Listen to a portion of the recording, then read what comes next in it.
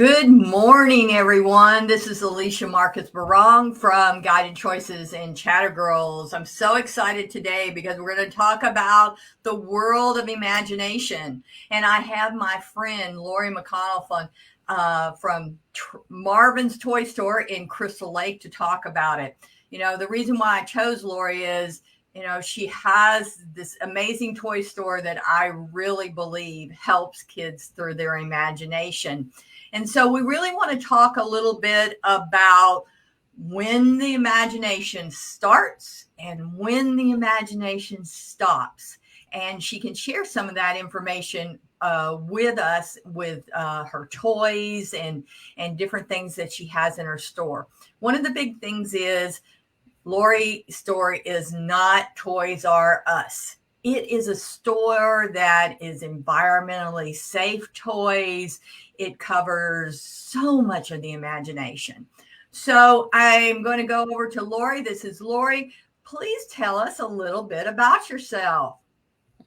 Well, thanks, Alicia, for having me on. Of course, this is my favorite subject, child development, children, and their imagination, because it's probably the most precious time in your life, those beginning years.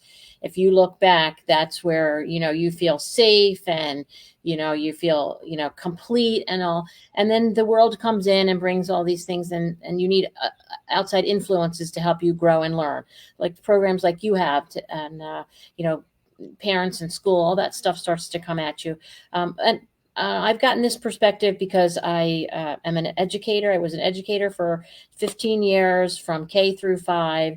And I was a tutor as well. So I got to work not only in a classroom and see hundreds of children, but also meet with them one-on-one with their learning skills. And my own personal background, where my parents really paid attention to making sure that we had lots of opportunities to play and learn and imagine. So putting all that together, I opened the toy store, and Marvin's Toy Store comes directly from a puppet that I had in my kindergarten class. Of course, kids relate at 5 years old. They relate well to something that's not an adult. So Marvin was a little puppet, and he introduced the kids to school, helped them meet them at their level where they are. And that inspired me. That spurred their imagination, and then that inspired me to open a toy store. Now, the tagline for our toy store is Simply Wonder Fun.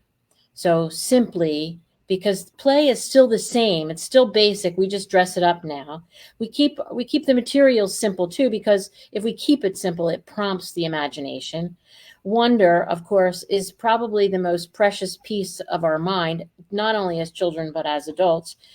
You can feel that as an adult if you take the time to slow down. It's in those quiet times where you find wonder. And then, of course, the key to a good childhood or adults is laughing with friends and having a good time, having fun. So simply wonder fun. So that kind of wraps up the whole store in 3 words. And the big overreaching idea is imagination for all that. Where would we be? Where would all of the good ideas be in the world and the problem solving pieces without us using our imagination as children and adults? Oh, and I so much agree with that. I think that, I've always been in the world of imagination with, doing the visualizations with the kids, with Yeah. chatter girls and different things like that. What we as educators, coaches, store owners is our common goal is that there is another world for our children besides that screen. We Absolutely. see that our kids spend so much time on the screens, and especially when we went through COVID and they had to be on the screen for school. And, we had to look for different things for them to be able to go from that screen to something else. A simple going outside and jumping rope Yeah. or, riding a bike, those things gave our kids different energies than just being on that screen. We are right now dealing with a reality that our mental health of our children is in trouble. And I'm not talking mental illness, I'm talking mental health.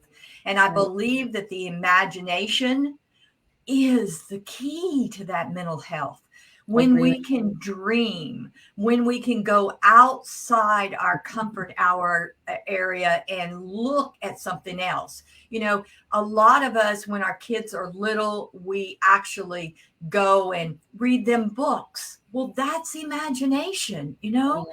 And then they begin to read books. And when they read those books, then they begin to see their imagination.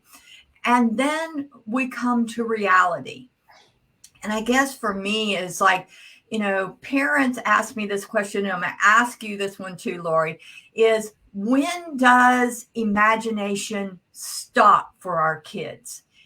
My answer is never. Right. I Never, don't, never. we don't want to ever lose our imagination.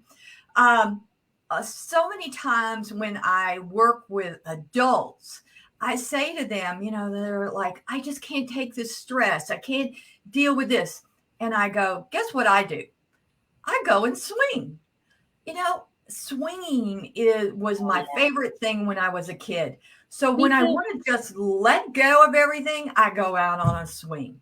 Sometimes I remember my daughter in college and in high school, there was a teacher who every Wednesday, the football coach invited all the kids to the gym, but they had to bring their coloring books.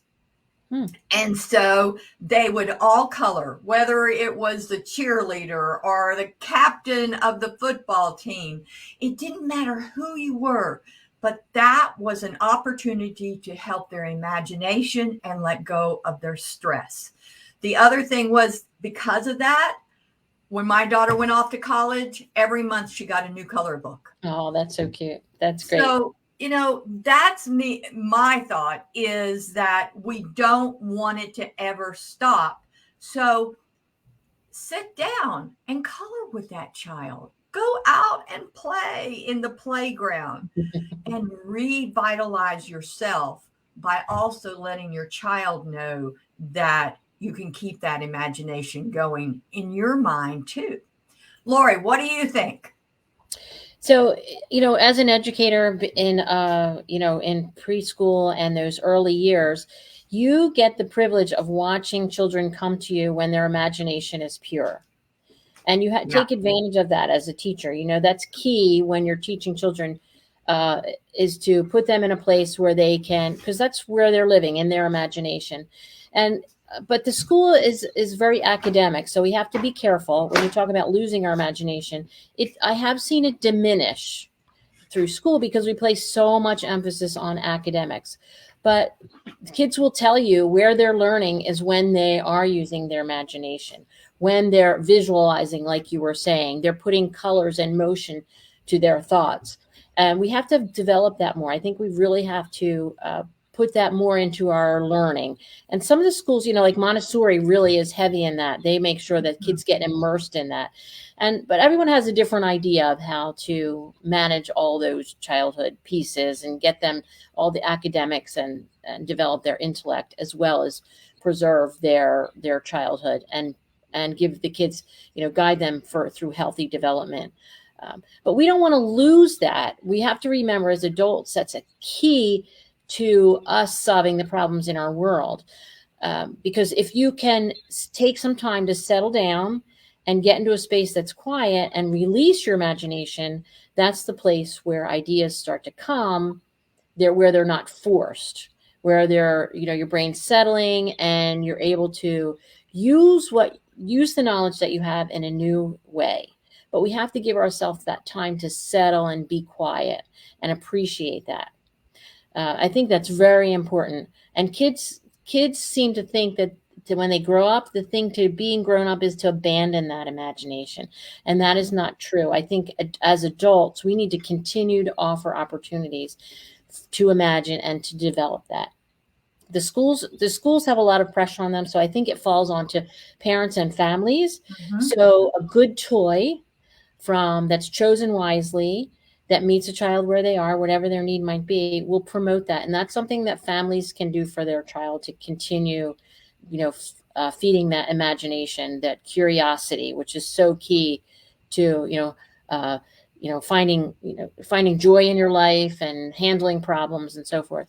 But I think we need to appreciate that, and that as members of society, we need to make sure that we're providing places for kids to do that outside of school. School has so many pressures uh, on them and so many demands. Teachers can't do everything, but having open space for kids, like you're saying, just swings to swing on, being physical in the world is so important.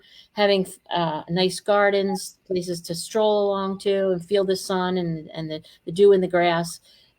Don't you do your best thinking when you're out in nature, when you give yourself time to just kind of bathe in all and the natural world? I know I do. And that's why we try to promote more toys that are made from natural materials, because you get a different effect when you're building with a wooden block than you do with something that's a plastic with lots of stuff going on with it. I mean, try it. Try those, contrasting those two different things, and you'll actually feel the difference. So I might be getting a little off track there, but No, you're good. You're good because okay. and if people don't know, Lori and I have been a good friend for a long time, and she's a great supporter of Chatter Girls, and part of the reason why she supports Chatter Girls is because we do look for helping kids have that quiet space. We do look at them, giving them opportunity to allow their mind to imagine something that might not just click into their mind. So giving them a great opportunity. And then, we use our journal with them for that, and giving them an opportunity to focus on that positive thing in their Yes. mind and their visualization, and then write down what they think and allow themselves to let go of that negative and hold on to that visualization. So, we've done that with Chatter Girls. That's, I know that in your store are so many toys. I come in and buy them for my granddaughter, but I buy them, for my clients too, because Sure. I give, a little squeezy to my adults or, my teenagers, because I don't want my teenagers to lose that. Right. And I think that that's kind of where we start to be getting to lose it at 11 and 12 is what I'm really seeing. And that's why, I'm really strong with Chatter Girls to, do the 8 to 14 thing, so that we hold on to it, so they take it in and take it into college. And I hear from my college students going, I was having a really bad day, but I listened to my audio and I really just let myself escape, and then I let go. And then, I could do that homework, which was piled up because I was stressed out. Yeah. But I think that we have to have toys to be able to do that. And I don't think, I think that one of the things about the toys in your store are they're just all ages, and they give the children an opportunity to have imagination. They give the children an opportunity to have an imagination with their parents. We always go to the educators. Oh, here's my kid, fix them. Hmm. No, I'm sorry. It's a collaboration between the systems Absolutely. and the children, and then who else is out there helping. A lot of our kids are in after school programs like Chatter Girls is, and that gives them a time to let go of their school day and just go into something that is a little different. And they're changing, they're pre-adolescent, and so it's more about how they look, and it's more about who their friends are. And so if they don't have that opportunity to stabilize themselves and go back into that visualization and have time. My favorite thing is, and this wonderful person is my granddaughter, Sophie. Yeah. Yeah. Sophie loves her store. She always, I spend a fortune there when Sophie's there, even when she, and now she just turned 12. But one of the things is that Sophie has in her house, and has had since she was 5, they have a backyard, but the backyard doesn't have a place for a swing set. Sophie has a swing in the hallway of their house, between her playroom and the hallway. Yay. And Sophie, yes, and Sophie will get to a point and she'll just say, I got to go swing. And that means I'm done with all of y'all. I just got to get into my own mind and just let it go. Now, Sophie just turned 12, and I was just with her, and it was the same old thing. You know, she had birthday stuff and everything go away. And then all of a sudden she says, I'm going to go swing. That means I need my time by myself. Parents, it's important, whatever they do in that time, but give them that time, whether it's Legos being creative, because Absolutely. what happens during that quiet time is important. It's a visualization of their world and how they're going to work things out. I'm not against the iPads, but I don't believe they give them as much creativity as they give them competition. They're playing these games on there. They're trying to win this and do this and stuff like that. They're fighting and all that. That's not giving that brain an opportunity to have a downtime and a stress-free world. So my message to everyone is for today is allow and support your child in their imagination in any possible way you can. Take care of your own imagination so that you are the role model, and continue to look for things that do expand their imagination, like Lori's store. Lori's store is located in Crystal Lake. I know Illinois. I know that she has a website. I know she has a beautiful catalog out for Christmas. So if you're looking for something, go to her website. She'll mail things to you. If you're ever in the area, give yourself an hour, because it's just all that time. You see this and you see that and you see that. It's an experience. So, Lori, what would you like to say to our audience today as we close up?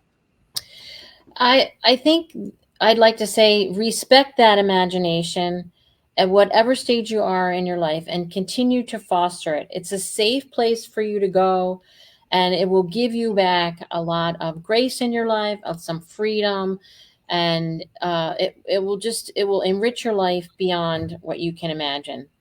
Good. Can I share a little story before you go? You can. Please. When you were talking, I remembered this girl came into the store. She was probably 14. And she said to me, she was looking at some dolls and things. And she says, don't tell anybody, but I still go home, and in my bedroom, I'm still pretending with my dolls. And I was like, that is so awesome that she has the courage to say that and admit that to me and be proud of it for herself. Because she was saying to me, I still need to be a young person.